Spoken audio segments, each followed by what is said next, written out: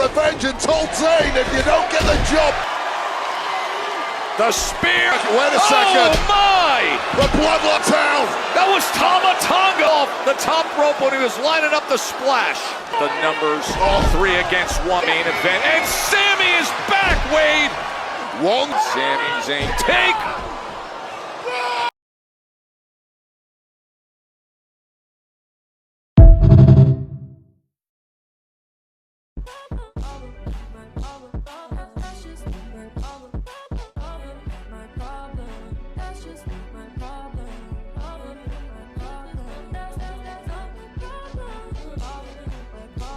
Hey, what's going on YouTube? This is me, TJ, and welcome to my YouTube channel, Wrestling Nostalgia, where I get my reviews and WWE shows and PLE events, but not for very much longer because after the new year of Raw, Netflix, that's it. I'll probably only do like the PLEs, if that, and yeah, go ahead and like, share, and subscribe, all that good stuff, and let me go ahead and get into my review. So, we're going to cut this short because their talking segment just ran on a little bit too long for me and my liking. But hey, it is what it is. It was still entertaining nonetheless. We opened up with Drew McIntyre. He makes his entrance and he comes out here and he says basically that, you know, little did anybody know, I was dealing with the death in the family and I went to Scotland, my homeland, and I was getting my bearings together after Hell in a Cell, and everybody assumed that I was just, you know, recovering from that, being as though that I did get banged up and I almost broke my back and everything like that. But I'm here, and guess what?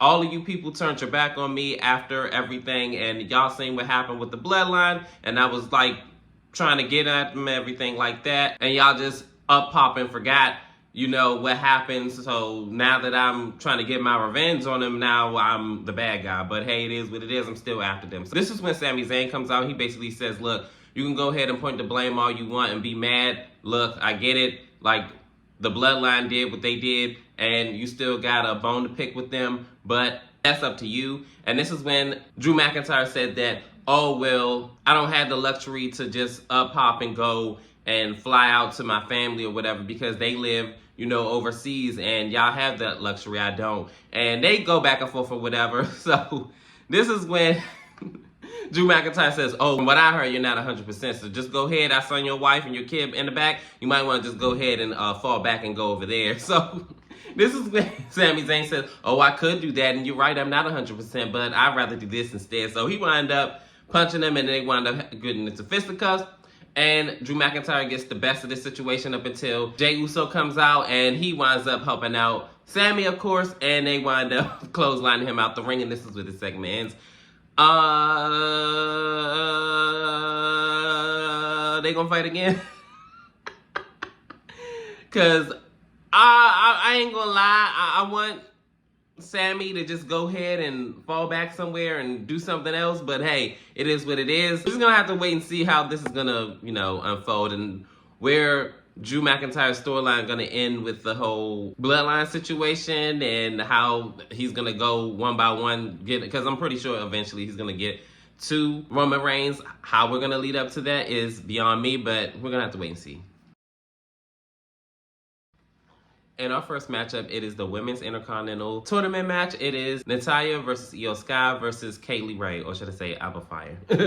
But anyways, this match starts off with all of them like going fast and like beating each other up and everything like that. Up until Io Sky wound up doing a suicide dive, and this is when we go into commercial break. After commercial break, they're all still hitting their moves. I remember at one point, Kaylee Ray hit a flying senton off the top rope on both Natalya and Io Sky and got a near fall. I remember at one point where Natalya doubled up on a sharpshooter on both women and they wind up getting to the ropes, but at the end of the match, Io Sky wound up doing the moonsault, and then 1, 2, 3, Io Sky is going to advance in the tournament. I have a problem with that only because like she just had a women's championship opportunity and she lost it. What point was her to advance? Honestly, I really felt like Natalya should have won this, being as though that most of her family had won Intercontinental Championships before her, so that would have only made sense. But once again, Triple H and this stupid bum booking, I don't get it, but hey, whatever. It is what it is. In this next segment, it is the Judgment Day, and they're like having a bunch of banter back and forth. And Finn Balor is saying how, oh, I can't believe it, like it's about to be Christmas and I wanted to have 2 titles, I don't even have none. And this is when Liv says, oh, well, Raquel, can you tell Finn that, oh, I told you not to mess with Damian Priest because I told you and I knew this was going to happen. So then Raquel tries to go and tell him, and this is when Finn says, oh, well, JD, can you tell Liv that I don't care and that it's Christmas and I ain't got time for all this stuff? I'm paraphrasing because honestly, I was just like, wow, like they were just going back and forth, back and forth, back and forth. And this is when Dominic says that, oh, can we just stop? Like it's Christmas and we need to be in Christmas spirit. I'm just gonna go ahead and talk to Adam about getting a match with Damian, and then I'll just fill you in the details later. And this is when Finn says, oh, you think you're better than me? And I'm all like, what? Boy, hush. So this is when Dominic says, no, it's not like that. I just want to step up for the family. And look, I'll just go ahead and do what I got to do. So this is where the segment ends. I don't know where they're going with this, but if there's not an eventual breakup, like, y'all could go ahead and keep this. And please, no slow burn. Like, WrestleMania is right around the corner. If they don't break up before then, I'm good off this, okay? I'm so serious. Like, if there's no program leading into WrestleMania, I'm over it. In this next matchup, it is Tazawa versus Chad Gable. So in this matchup, Chad Gable winds up locking him up and doing some chain wrestling and everything like that. I'll wrestle him, chopping him and everything like that. And then Tazawa kind of fight back a little bit, but then he wound up getting locked up into an armbar over the ropes. After this is where Chad Gable slaps the hell out of Otis, and then Otis tries to go after them. But the referee was like, no, no, no. And as they're going back and forth, back and forth, back and forth, finally, Chad Gable winds up putting Tazawa in a ankle lock, and then Tazawa winds up tapping out, but he would not let go. This is when Otis gets in the ring, and then he winds up breaking it up and throwing Chad Gable across the ring, and this is when American May comes in. They have a standoff, and then this is when they back down, and this is where the segment ends. I know one thing. Chad Gable is definitely a force to be reckoned with, but I want to see him as Intercontinental Champion like yesterday, but hey, I guess one can dream. So in this next segment, it is an interview with Seth Rollins, and he basically says that at the January 6th episode of Netflix on Raw, he is going to go ahead and have a fight with CM Punk, and this is the only way that he knows how to get his issues off. And basically, the interviewer asked him, what is the root of their issue? He says that it's the fact that he feels like this place needed him and he really needs this place and it's really like eating me up inside and everything like that. And then with CM Punk aligning himself with the bloodline, he just can't take it and everything like that. And this is where this interview ends. I'm glad they kept it short. I'm so glad about this. I think this was only like about 2 minutes, if I'm not mistaken. Maybe 3, but I'm pretty sure it was 2. But this was pretty decent, and we're going to see what's going to happen January 6th. Seth Rollins versus CM Punk. Who's going to come out on top? Hey. In this next matchup, it is Dexter Lumis versus The Miz.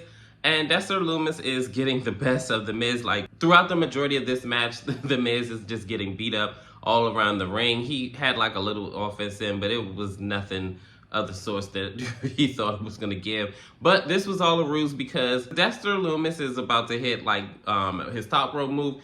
He wound up seeing the AOP outside the ring, so he wound up diving out on them. And this is when Karrion Kross comes out and he winds up punching him, which causes a disqualification.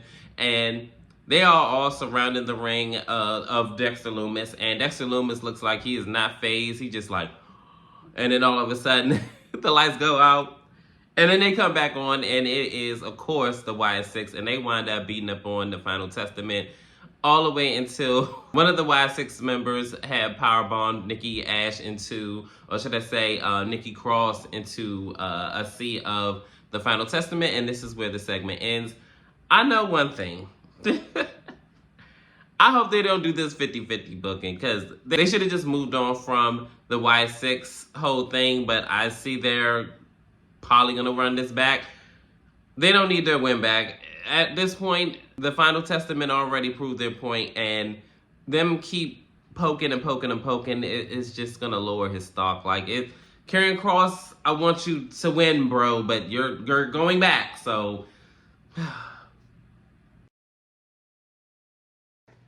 In this next segment, it is the New Day, and they rip into the commentary team, and the New Day says that, oh, what happened to being unbiased? Oh, how long have you been a commentator for? Oh, you don't even need to have no opinion because you've only been doing this for about 2 seconds. And then Wade Barrett, you haven't been wrestling for years, and you have something in common with Big E. Y'all are two chickens to get back in the ring.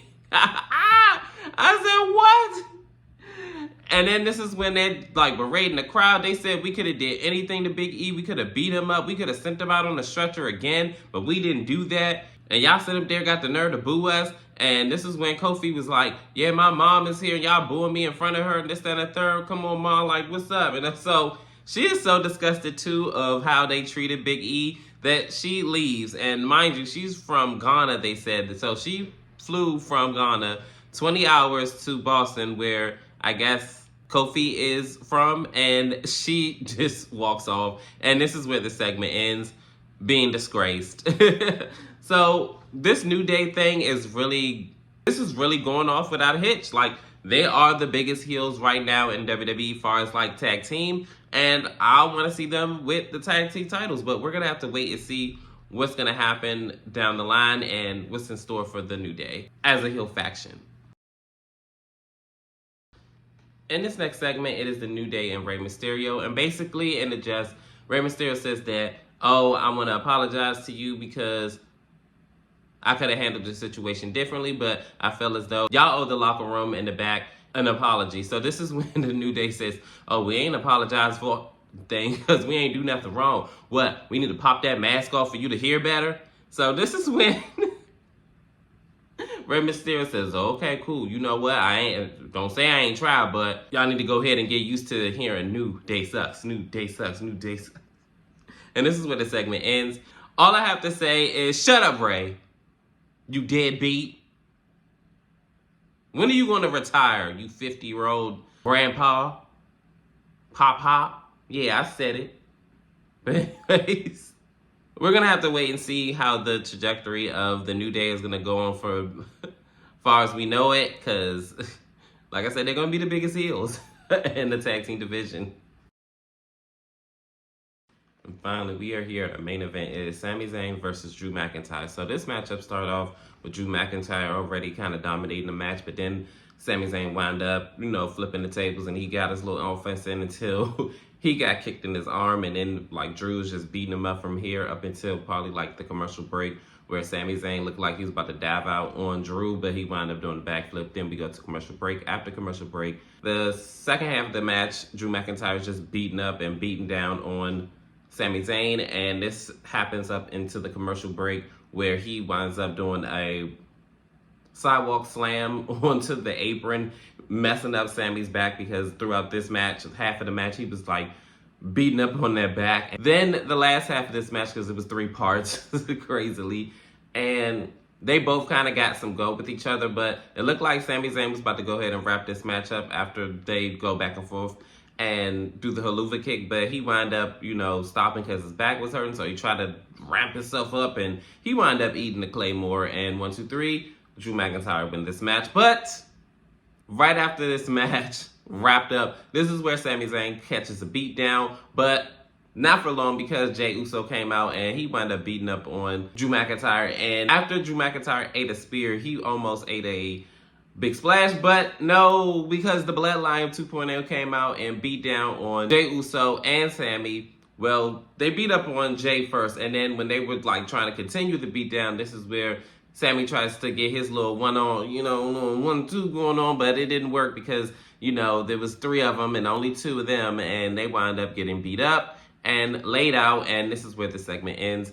This actually wasn't a bad Raw, but I definitely could have missed this.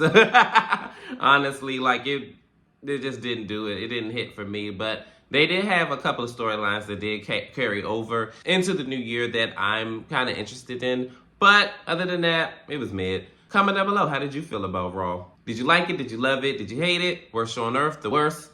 Like, share, and subscribe. Help me grow this channel. Your love and support is definitely welcome and appreciated. And peace. TJ, I'm out. You're so pretty.